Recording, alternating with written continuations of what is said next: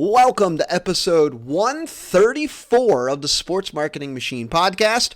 I'm your host, Jeremy Nizer. Coming up later this week, today is October 7th. Coming up in 2 days, October 9th, 2025, the Sports Business Journal has a National Sports Forum virtual Fall Summit. And I am lucky enough to be able to be on one of the panels, Hot Takes in Marketing. When we were doing our kind of preliminary conversation, the 5 or 6 of us that are in this group, we were talking about the topics that we were discussing, and one of which was, should marketing directors put more emphasis to focus on single game tickets or season tickets? And there was a bit of a debate back and forth when we know that, well, in order to get season tickets sold, you kind of have to sell single game tickets. So what has been awesome and fantastic is the conversation that we'll have in 2 days about this topic and how we unpack it and what it all looks like. So today's podcast is a bit of a preview of what we're going to be talking about on that National Sports Forum platform. I'm going to put the link in the show notes so you can kind of tune in and listen to all of us. Really, really smart folks are in the panel with myself talking about this topic as well as AI and a few others. But every team will wrestle with this. Should you focus more on the benefits and the experience for your season ticket holders versus your single game fans? Season ticket holders bring stability, single game buyers bring the reach and the volume. But the smartest teams don't just choose one over the other. They build the system that converts single game buyers into season ticket holders. Today, I'm going to break it all down, why both audiences matters and why you as a marketing director should be thinking about both and how to move one to the other and so forth. So let's get to it.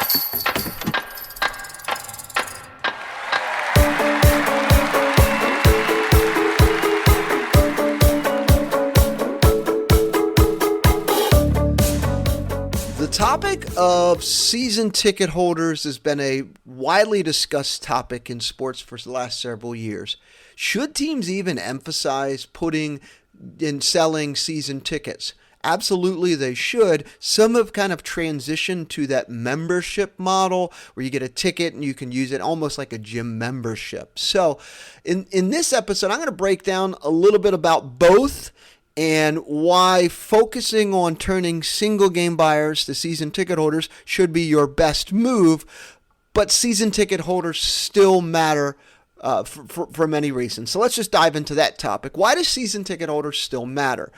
Stability and predictability. Preseason dollars that you can absolutely count on. A lot of your season ticket holders, 75, 80% of these are going to renew right before opening day. So you're going to have a large chunk of money in your bank account that you can count on, that you've already got and you haven't worked extremely hard to get, except for building the relationships, calling and renewals and what have you. So the stability and predictability about having that a bunch of money in your bank account is fantastic.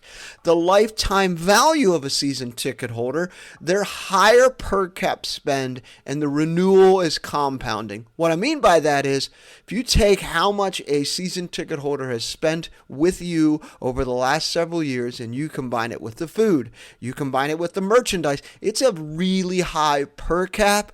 And then you add that with the renewal each year, like the lifetime value for a season ticket holder is off the charts. The other piece too that I really feel like teams are not utilizing as well as they could, and this is my challenge to you, is how do you use season ticket holders as to help build the culture inside of your stadium or arena? They're a community anchor.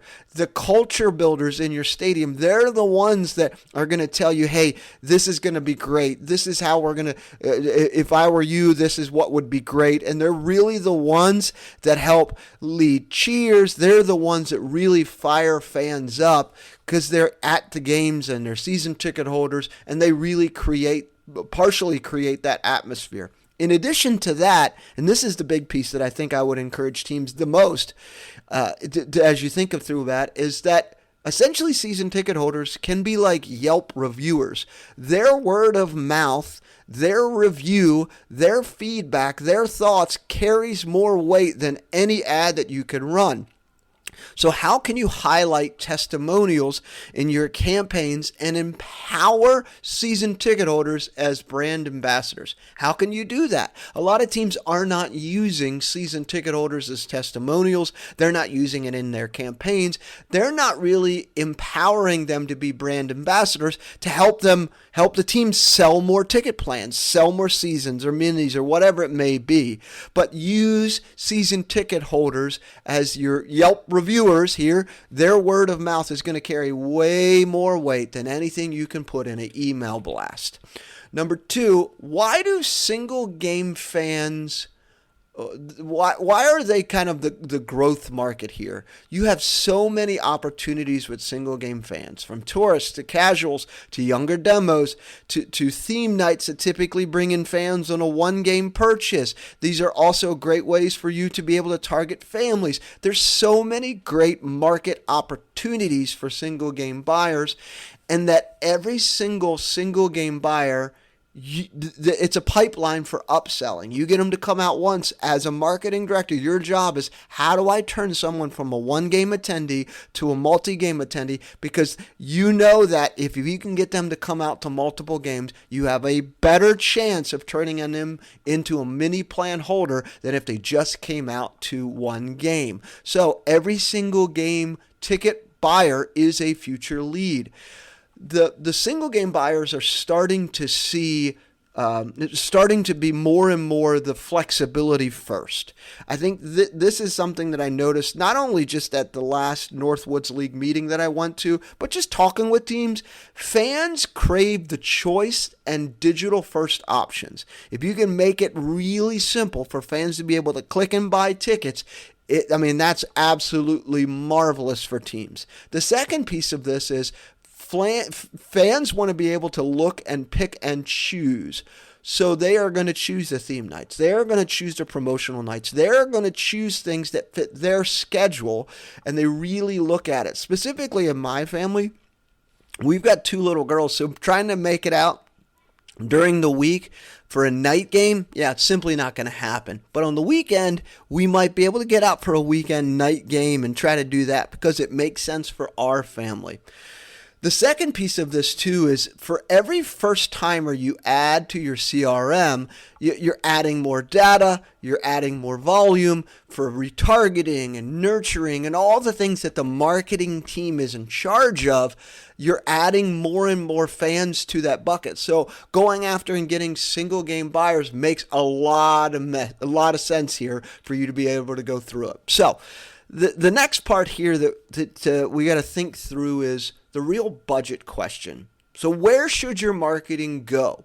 Most teams, the reality here is most teams spend 70 to 80% on single game ads. 70 to 80% of your marketing budget is allocated to spending money to find single game buyers. You're promoting promotions, you're pushing ads out on different social media channels and TV, display, you've got your emails taking place, text messaging. Like, if you think about it, a large percentage of your marketing budget, 70 to 80%, is all about single game ads. The other percentage, 20 to 30%, could be for lead gen, for group sales, could be lead gen for mini plans, some of those types of things. But the lion's share of your marketing budget is being spent towards single game buyers. The problem, though, is that this is great for short-term fills, and it's really terrible for long-term retention. So a simple metric of this is, when you take a look at the end of your season and you take a look at what your fans were last season, only 20% or less actually attended the next year. So 80% of fans who attended in 2024 did not attend in 2025. That is terrible for long-term retention. You really have to spend a lot of money to go out and find more people because like teams inherently are not very good. And I'm not picking on anyone. Teams are inherently not very good of getting people who come out year one to come back year two. So come out in 2024 to come back in 2025. Because if you think about the mechanisms to get them to come back out, it's really only two things. It's simply only two things. It's email marketing and text message. For most teams, that's it. Or they're running ads but it's really targeted to sell single game tickets. At the end of the day, you could say, well, I'm spending the ads just to sell single game tickets and whoever buys them, buys them. Yes, but you've already spent all that money last year to bring in single game buyers. Like, part of your job is to try to turn those single game buyers into multi-game buyers. So some of your efforts should be focused on that, but a lot of your efforts from one year to the next is how do I get these people who came out last year to come back out again this year? Could be promotion, could be a theme night, could be whatever it is that you've got going on, but how do you turn them into it? So my challenge for you is to shift your balance of your budget here. Typically, single game promotions would be a short-term marketing spend. Mini plan, flex plan marketing would be the midterm plan, and lead gen and season ticket nurturing would be long-term. So think about your marketing budget like an investor. If you only had spend for this week's sales, you're missing the compounding return of plan holders. So how are you thinking about these different buckets? I've got single game buyers. I've got single game buyers and I'm trying to turn into multi-game buyers. I've got single game buyers who are multi-game buyers. How do I turn them into flex plans? And how do I turn those folks into season tickets and really provide the opportunity for them to experience life as a season ticket holder? Kind of go to the sample section like you do at Costco. How do I get them to sample it so that they eventually can become season ticket holders? So thinking more in those, the idea of like an investor, or like thinking these fans are in different categories and how do you move them from one to the next and so forth. And that's where this next part comes in, the ticket plan ladder. How do you actually convert fans from single game buyers? How do you turn them into multi-game buyers? And then how do you multi-game promote flex plans and mini plans? And how do you get the mini plan folks to turn into season tickets? That is, if teams could figure this piece out, like, you are solving so many problems. Here is where it is. Most teams stop selling after they sold a single game ticket. They're just trying to sell single game tickets. They're not actually speaking to people where they are. Hey, Terry, you've attended multiple games this year. Here's something that we think would be a good fit for you based on what you've already done, your attendance. We think this might be a great fit for you. Will actually save you some money if you plan on attending more games this season. Like, thinking through the ladder, single game buyers, low barrier to entry. They're coming in buying single game tickets. Once you get them to convert to multi-games, that's where this low risk bundle of a mini plan, flex plan offer happens. And then you move them to the half season consistency, half season buyer, which is more of the consistency side. And then eventually move them to full season tickets. So there's a lot of loyalty and lifetime value. I want to be explicitly direct with this. This does not happen in one season. This happens over multiple seasons, but you have to have a plan in place to go, hey, I want to turn single game buyers into multi-game buyers. How am I doing this? I'm really being intentional and being focused on taking these single game buyers and turning them into multi-game buyers. How do you do that? Here are a few different ideas for you. Number one, the post-game targeted email to get them to come to another game. This is one of my favorite plays that I have always done and encourage a lot of teams that I work with. After the game, after the game takes place, if it's opening night or another game or promotion or whatever it is, take that list of single game buyers and send a post-game targeted email to them about a special offer to come out to another game. And it may be another 3 games or another 2 games, something like that. It could be hey, here's a special offer. It's 2 games for the price of 1, or it's you get this game versus a prime opponent and this game for $5, something like that. But the idea is some sort of bounce back offer that gets them to commit. Now, if you sold 5,000 tickets to your opening night, let's just use that as an example. Sold 5,000 tickets. Out of that, you probably had 3,000 buyers. From that, if you sold 50 of these packages for this new bounce back offer to get them to come back out, you're winning. You're doing great. You just turned 30 people, 30 buyers into come back out to multiple games. Like, that is marvelous. You did a great job. So don't beat yourself up if, hey, I had 5,000, only sold 30. That's okay. Like, you're filling the bucket. You're doing the right things. The biggest takeaway that you can do is actually have a plan to try to turn single game buyers into multi-game buyers, where it's not just email blasts. You want to meet them where they are and be intentional with your marketing. So bounce back offers, post-game email, post-game text message, one of my favorite things. The other thing too that you could do, here are 3 other ideas. Nurture campaigns, the thank you touches, exclusive perks for multi-game. What would that look like? So you've got single game buyers. You know they attended the first game.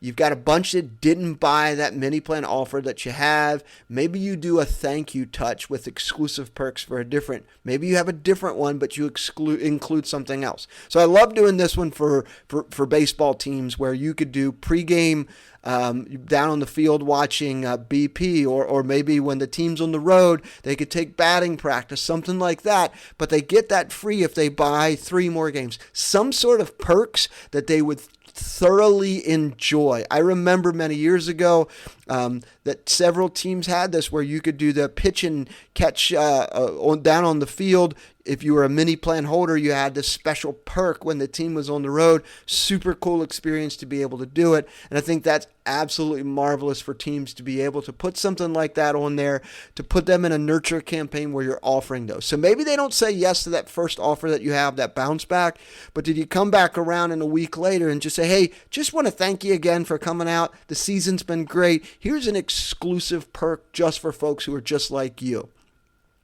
The next bucket here under walking fans up the ladder is kind of the data-driven upsell side.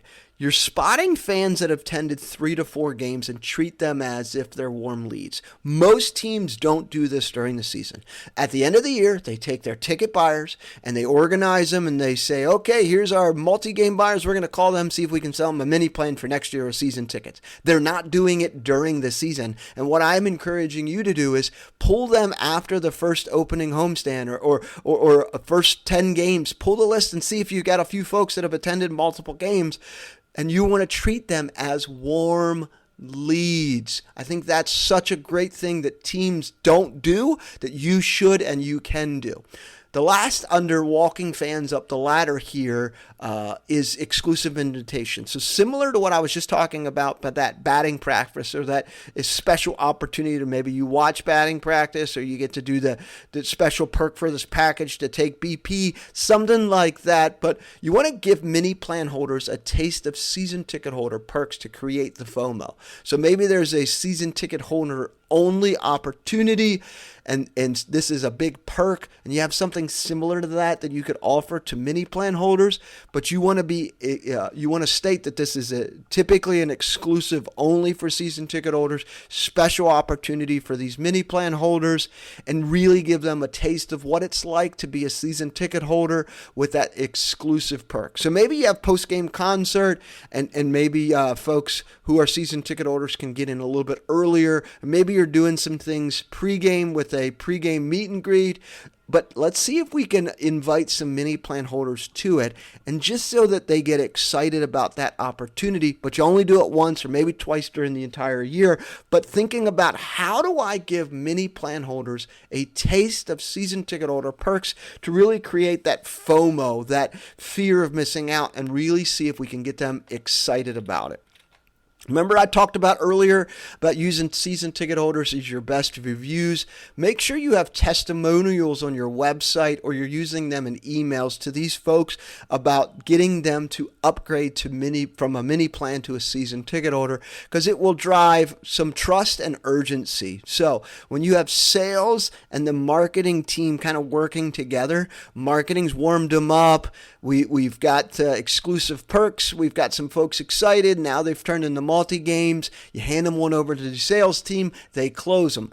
If marketing and sales aren't working together, sharing insights, kind of working together on this ladder that I just explained here, like everything falls apart. Marketing and sales need to work closely together to really unpack what's happening and get people excited about working together and buying tickets and what have you. But if your marketing team is not spending time with your sales team, that's a huge hole in your operation. Marketing and sales should be one-on-one, talking about what season ticket holders are saying, what are mini plan holders saying, what are we doing, how is our marketing, what does it look like from a mini plan holder perspective, how can we continue to help sales move them closer to becoming season ticket holders, because it makes so many lives easier. If you got a boatload of season ticket holders, you're saving money on your marketing, and you got a bunch of mini plan holders. So now the sales folks are working on the retention side and the relationships and continuing to work on that side of things. Like,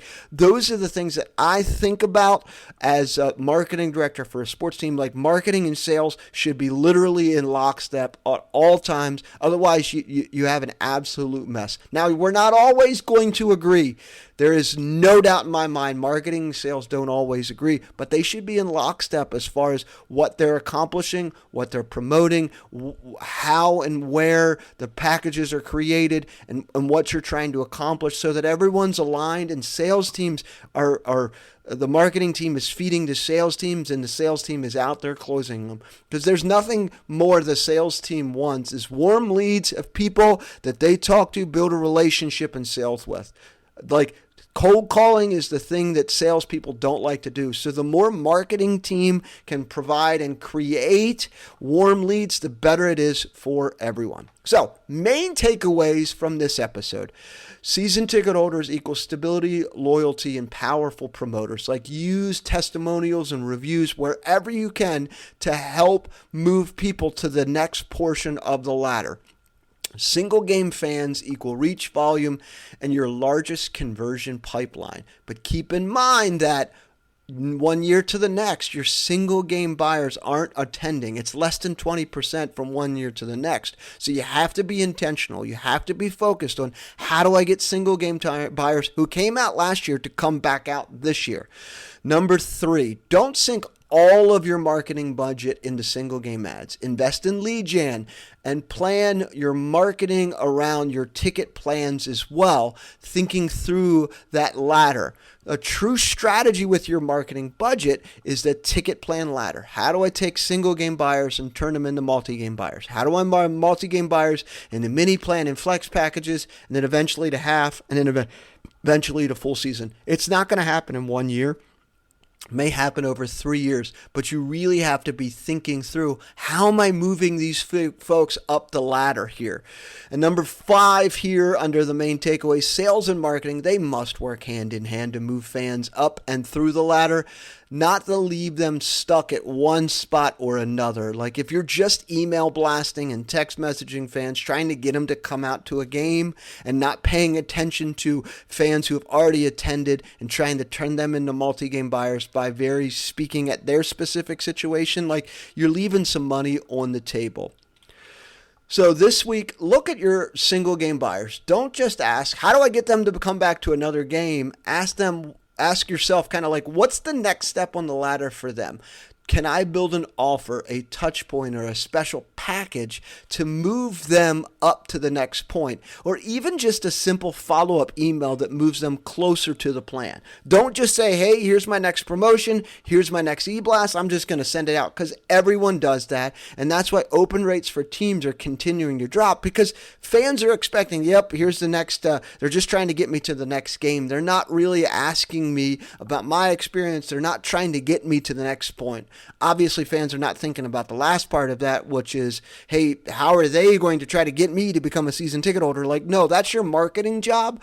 But from a fan's perspective, how do you move them to the next portion of this without being just super salesy all the time? And that's kind of on your shoulders to think through a little bit. But the truest strategy, the biggest takeaway here is think about your fans in that sales ladder. Single game. How do I turn single game buyers into multi-game buyers? How do I turn multi-game buyers into mini plan and flex and turning them on over to the sales team so that they can turn them into mini plan and flex, and then eventually half and then the full season. So build an offer, a touch point, even just a simple follow-up email that moves them closer to a plan. And don't forget to put your season ticket holders front and center, as they are your best advocates. Their voice sells better than any discounted ad or ad that you're placing will ever.